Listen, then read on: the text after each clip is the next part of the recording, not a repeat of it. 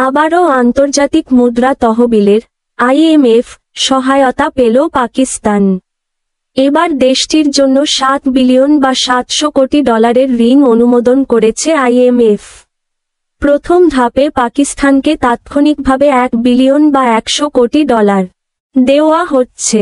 বাকি অর্থ আগামী 3 বছরে ধাপে ধাপে দেওয়া হবে। এই ঋণ অনুমোদনের জন্য পাকিস্তানের প্রধানমন্ত্রী শাহবাজ শরীফ IMF-এর প্রধান ক্রিস্টালিনা জর্জিয়েভাকে ধন্যবাদ জানিয়েছেন। খবর BBC। 1958 সালে পাকিস্তান প্রথম IMF-এর ঋণ নেয়। এরপর এবার নিয়ে 20 বারের বেশি ঋণ নিয়েছে দেশটি। বর্তমানে IMF-এর পঞ্চম বৃহত্তম ঋণগ্রহীতা পাকিস্তান। সাধারণত কোনো দেশ অর্থনৈতিকভাবে বিপর্যস্ত হলে IMF-এর ঋণ সহায়তার দ্বারস্থ হয়। IMF সেই দেশকে ঋণ দিলে অন্যান্য বৈশ্বিক সংস্থাগুলোও সে দেশ সম্পর্কে আশ্বস্ত হয়। তখন তারাও সেই দেশকে ঋণ দিতে আগ্রহী হয়। ঋণে অনুমোদনের সঙ্গে IMF বলেছে, এবার ঋণ কর্মসূচি বাস্তবায়নে পাকিস্তানকে সুনীতি প্রণয়নের পাশাপাশি সংস্কার কার্যক্রমে ব্রতী হতে হবে।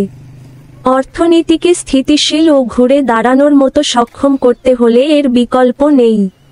এই ঋণ নিতে পাকিস্তান বেশ কিছু অজনপ্রিয় শর্তে রাজি হয়েছে, যেমন ব্যক্তি ও ব্যবসায়িক করদাতাদের কাছ থেকে আহরণ করা করের হার বৃদ্ধি করা।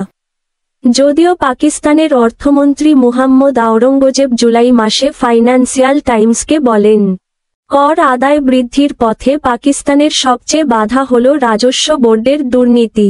সংস্থাটির সমালোচনা করে মুহাম্মদ আওরঙ্গজেব বলেন, রাজস্ব বোর্ডের দুর্নীতি ও হয়রানির কারণে মানুষ তাদের কাছে যেতে পারে না। তারা স্পিড মানি দাবি করে।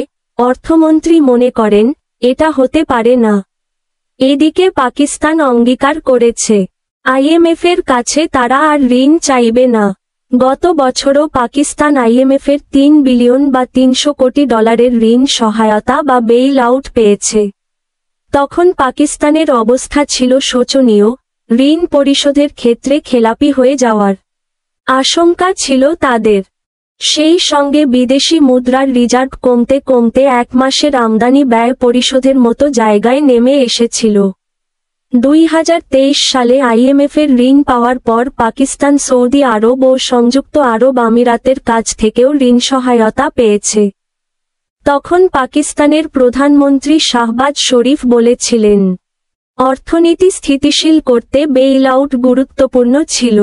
তাৎক্ষণিক ও মধ্যমেয়াদী সংকট নিরসনে তা গুরুত্বপূর্ণ ছিল। পাকিস্তানের অর্থনৈতিক অবস্থা অনেক দিন ধরেই ভালো নয়। দেশটিতে মূল্যস্ফীতির হার গত আগস্ট মাসে 3 বছরের মধ্যে প্রথম 1 অঙ্কের ঘরে নেমে আসে। 2023 সালের একই সময়ে যা ছিল 27.4%। সেই সঙ্গে প্রবৃদ্ধির গতি খুব কম। বিদেশি মুদ্রার রিজার্ভও কমতির দিকে। চলতি অর্থবছরে রাজস্ব আদায় 40% বৃদ্ধির পরিকল্পনা করেছে পাকিস্তানের অর্থ মন্ত্রণালয়। তাদের লক্ষ্য, আগামী বছরের জুলাই মাসের মধ্যে 4660 কোটি ডলার রাজস্ব সংগ্রহ করা। রাজস্ব আদায় আরও বাড়ানো ছাড়া দেশটির বিশেষ কোনো উপায় নেই। বর্তমানে দেশটির রাজস্ব আয়ের 57% সুদ পরিশোধে ব্যয় হয়। 2017-21 সাল পর্যন্ত পাকিস্তান সরকারের গড় সুদ ব্যয় ছিল রাজস্বের 36%। ফিচ রেটিংসের সূত্রে জানা যায়, 2024 সালে শ্রীলঙ্কা সরকারের সুদ পরিশোধে ব্যয় হবে মোট রাজস্বের 54%, বাংলাদেশের 32%, ভারতের 28%, ইন্দোনেশিয়ার 15% আর থাইল্যান্ডের 7%।